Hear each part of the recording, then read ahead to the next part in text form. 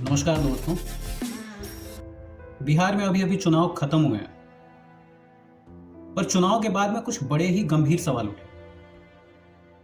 Election commission के आंकड़े के हिसाब से कि 67% के नियरली वोटिंग हुई है, तो 67% अगर हम जो ऑफिशियल आंकड़ा है उसका निकालें वो तो कुछ और ही नंबर आता है।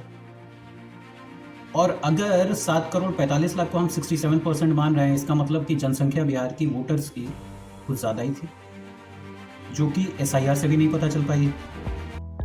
और 2011 का चुनाव याद है, उस वक्त के इलेक्शन कमीशन ने तमिलनाडु इसमें चुनाव हो रहे थे, वहाँ पे सरकार द्वारा पहले से ही रंगीन कलर टीवी डिस्ट्रीब्यूट कराया जा रहा था, पर चुनाव की जैसे ही आचार संहिता लगी उस स्कीम को रोक दिया चुनाव आयोग ने। पर यहाँ तो उल्टा हुआ। चुनाव से ठीक पहले 10-10 हज़ार रुपए खाते में भेजने की योजना शुरू हुई, और चुनाव की जब आचार संहिता लग गई उसके बाद भी खातों में 10-10 हज़ार रुपए गए। कुछ लोग बिहार की जनता को ही दोषी ठहराए हुए हैं।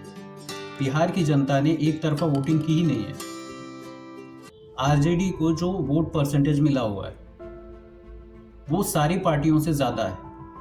23% के आसपास वोट मिला है, पर पिछली बार मिला था तो सीटें 80 के आसपास थे। इस बार भी उतना ही परसेंटेज लगभग मिला है, पर सीटें इस बार 25 हो गई हैं। कमाल की बात है ना। ये बात सही है कि आप जीत सकते हैं चुनाव, माना कि आपने स्कीम्स चलाई उससे जीत सकते हैं। ऐसा भी आंकड़ा नहीं था कि बिहार में एक तरफा चल रहा था, 20 सालों में बाहर आ गई थी कोई, ऐसा तो नहीं था। नौकरियों के लिए पलायन रुका नहीं है, बिजली की व्यवस्था उतनी बढ़िया हुई नहीं है। पिछले साल और पिछले के पिछले साल में जितने पुल गिरे हैं अकेले बिहार में, शायद पुल गिरने के लिए रिकॉर्ड बनाते हैं। शराब थानों से चूहे पी जाते हैं, और बालिका गृह वाला जो कांड है वो कांड भी अभी बहुत ज़्यादा पुराना है नहीं।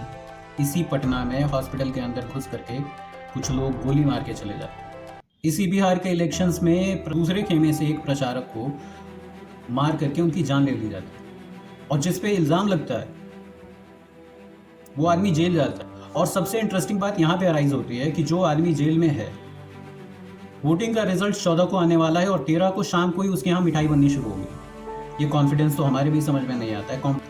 वोटिंग में तो सीधी सीधी बात है कि जो आपका समर्थक आपके साथ खड़ा है वो भी किसे वोट दे रहा है आप नहीं जानते हो। इलेक्शन कमीशन की 60 पे ज़्यादा प्रश्न है।